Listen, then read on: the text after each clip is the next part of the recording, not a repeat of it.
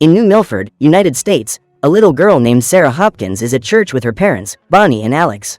She listens attentively to Pastor Mac's sermon, which comments on a well-known passage from the Bible, the parable of the mustard seed. In it, Jesus tells of a small seed that, when cultivated with love and care, can become a huge tree. In the same way, faith in God can start small, but grow into something immense, capable of moving even mountains. These words remain etched in Sarah's mind, and after leaving church, she goes with her family to watch her brother Danny's soccer game. During the match, Sam, the girl's grandfather, goes to get a snack at the concession stand when he sees two young men trying to steal food. Thanks to his training as a soldier, Sam detains the pair, who try to attack him with punches, but the old man easily knocks them to the ground. After the commotion, Sam sends the two young men away and returns with the snacks to the stands. However, things are not going well for Danny's team, which is losing 3-2. With the game about to end, Sarah is worried, and Sam suggests that she ask God for help, since she talks so much about him. The girl agrees and says a prayer for Danny to win, but ends up getting carried away and calling the entire opposing team idiots. Even so, the prayer works, and as soon as he receives a cross, Danny scores the equalizer with a bicycle kick. Thanks to this, the team has a chance to turn the game around in overtime, but Bronner, his rival in the game, devises a plan to ensure his victory. He then simulates a foul inside the area, causing Danny to receive a yellow card and the referee to award a penalty against his team. As soon as the referee authorizes the kick, Bronner scores the goal and the match is over. This defeat leaves Sarah disappointed and she questions whether her prayers were really heard. However, her grandfather comforts her, saying that God works in mysterious ways and that there may be something to learn from this defeat. After the game, Sam takes everyone to his house and Sarah, along with Danny and his girlfriend Cindy, go fishing at the nearby lake. On the way, the girl finds the body of a little bird on the ground and again says a prayer asking for it to come back to life. Danny thinks this is absurd, but Cindy tells Sarah to stay as long as she needs to, while they go fishing elsewhere. The girl then kneels in front of the lake, and with the bird held up in her hands, she says her prayer. Minutes later, Danny and Cindy call her back home, but the girl just looks toward the lake, with a smile on her face. Suddenly, a breeze blows through everyone, and just like that, the bird wakes up in Sarah's hands and flies away across the lake. Danny and Cindy are confused, but Sarah says she saw someone walking on the water and that this same person answered her prayer. Back home, the girl calls Mark, her best friend, and tells him about what she saw at the lake. Mark doesn't believe it, but Sarah assures him that God came to her, and thanks to her prayers, he brought the bird back to life. After the call, Bonnie appears and lies down with her daughter to sleep together. At that moment, Sarah says she saw God at the lake and that he even spoke to her, saying that he will take her to see paradise soon. These words frighten Bonnie, but she puts them aside and puts her daughter to bed. However, in the middle of the night, Danny goes to his parents' room and tells them that Sarah is not feeling well. They then call Dr. Ben, who comes to check on the girl, but believes it is just a bad cold. However, before leaving, Bonnie says she is worried because Sarah said she had met God and would be taken by him soon. The doctor, however, does not believe in such things and simply says that Sarah may be imagining things. Finally, the doctor leaves and Alex goes to his daughter's room to check on her, where he finds a drawing on her desk. He is surprised by the level of detail in the image, which shows the same lake at Sam's house and a mysterious man coming out of a portal of light. Bonnie also has no idea how her daughter made this drawing and thinks it best to let her rest for the rest of the day. As soon as she feels better, Sarah goes to meet Mark and tells him about feeling sick during the night. Despite this, the girl has made another drawing, this time showing Mark playing basketball, completely healed from the spinal injury that paralyzed his legs. Like the girl's parents, Mark is surprised by the drawing, but Sarah can't explain how she managed to do it. The two continue to stroll around town when they are surrounded by three troublemakers on their bikes.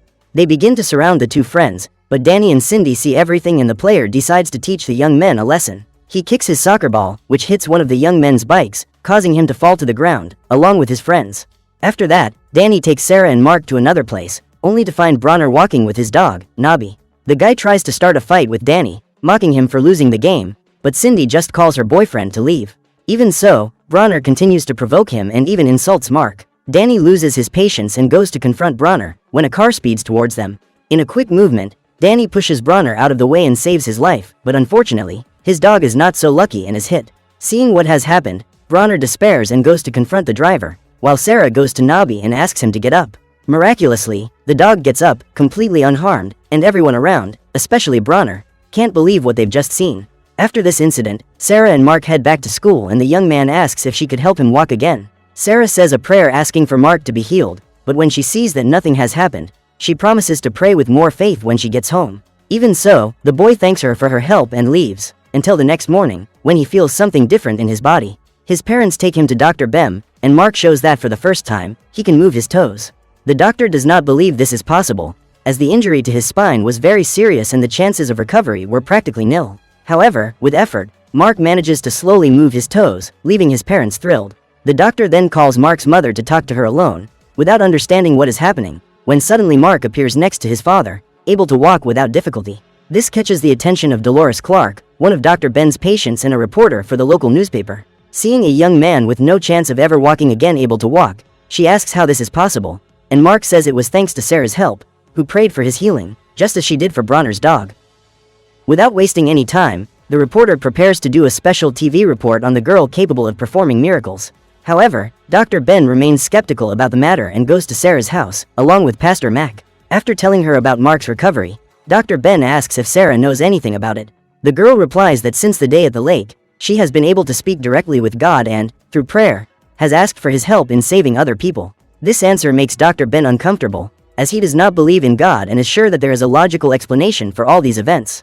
Before leaving, he warns the girl's parents to keep all this a secret, or Sarah will be targeted by the media across the country. Finally, the doctor returns home, where he finds his wife watching the local news, talking about Sarah. Ben tells her not to pay attention to it, but his wife believes that this may be her husband's chance to reconnect with God.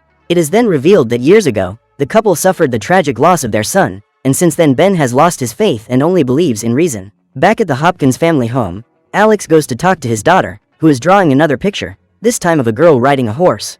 Sarah says she has seen this girl in her dreams and that she needs help right now. This girl is Teresa, a young horse lover who is undergoing cancer treatment. At that moment, the young girl receives a visit from her uncle, Father Alonso, who has come to bring her a gift and see how she is doing. Unfortunately, her cancer is getting worse and there is little chance she will survive the treatment. Despite these words, Alonso mourns the girl's diagnosis and goes to talk to his sister, who is watching the news. Upon learning about the miracles performed by Sarah Hopkins, she asks Alonso to accompany her to the girl's house, as this may be her last chance to save Teresa. The next morning, she goes to the Hopkins house, where she finds more people outside, seeking a miracle. Alex thinks it best to ask everyone to leave, but Sarah recognizes Teresa from her dreams and goes to her, promising to help her. Then, Sarah holds the girl's hands and begins to pray, which makes Teresa feel an unknown force. In a few seconds, the young woman's face is filled with joy, and even without being sure, she believes she is completely cured of cancer. After that, Sarah goes to help a little girl who was born blind, and at that moment, Teresa sees a mysterious figure behind the girl. This entity places its hand on the girl's shoulder, and immediately afterwards, the blind girl is able to see for the first time. Finally, Sarah goes to a boy in a wheelchair and extends her hand, asking him to get up. To everyone's amazement, the young man is able to walk and there is no doubt that Sarah is capable of performing miracles through the power of her faith. However, after helping them, the girl begins to feel ill and faints, being taken by her parents to the hospital. There, Dr. Ben says that they will have to wait for the test results to find out what happened, but during the conversation, several reporters begin to surround the hospital. The doctor then helps the family escape through the back exit and they all go to Sam's house so that Sarah can rest. Once there, Bonnie talks to her father and confesses that she is afraid, as her daughter seems to be getting worse with each miracle she performs. In the middle of the conversation, she receives a call from Dr. Ben, saying that Sarah's test results have arrived. However, the news is the worst possible, and Bonnie cries when she finds out that her daughter has a malignant brain tumor. The next morning, Dr. Ben and Pastor Mac go to Sam's house to talk privately with the girl's parents. Meanwhile, Danny takes his sister to play in the woods, but as soon as he gets distracted, Sarah runs back home and listens to the conversation, hidden in the kitchen. Inside the house, Dr. Ben explains that the tumor has grown rapidly in Sarah's brain, making surgery highly risky. Upon hearing this, the girl's parents cannot accept the idea of losing their daughter, but Sarah appears in the living room, asking them not to worry, as she is going to a better place. The girl then hugs her parents and asks them to take her to the lake one last time. However, Sarah ends up fainting, and Dr. Ben tells her parents to take her to the hospital immediately. Before leaving, Sarah sees her grandfather and asks him to take her to the lake before it's too late. Upon arriving at the hospital, it doesn't take long for reporters to gather at the scene, seeking information about the condition of the girl who performs miracles. However, the family does everything possible to keep them away, and Danny goes to his sister's room, bringing her drawing materials to distract her. Instead, she asks her brother to tell her what it's like to be with the one you love, as she believes she won't live long enough to find out for herself. These words leave Danny speechless, and Cindy tries to comfort Sarah, who asks the young woman to sing their favorite song. Cindy agrees, but can't hold back her tears when she realizes that this may be the last time Sarah will sing by her side. Shortly after, Bonnie and Alex show up to check on their daughter, when Danny receives a message from his grandfather on his cell phone. He tells the young man and his girlfriend to come to his house, as they need to discuss a very urgent matter. Danny obeys and goes with Cindy to Sam's house. Before revealing his plan, Sam gives the floor to Teresa, who talks about the moment she saw the entity next to Sarah while she was healing other people. The girl is certain that God was beside Sarah and that only he can save her from her tumor. After this testimony, Sam says that he has gathered everyone because he needs help to fulfill his granddaughter's request to go to the lake one last time. Sam believes that if Sarah returns to the place where she met God, he can heal her of her illness. Without hesitation, everyone agrees to the plan, but Danny explains that the place is surrounded by reporters and the hospital staff will not allow a patient to be taken away without authorization. Fortunately, Maria is a nurse at the hospital and has an access card that allows her to pass through the security doors. With everything decided, the group heads to the hospital, where the trio goes to the locker room to get some uniforms. Meanwhile, Sam goes to Sarah's room and calls Alex and Bonnie to talk alone.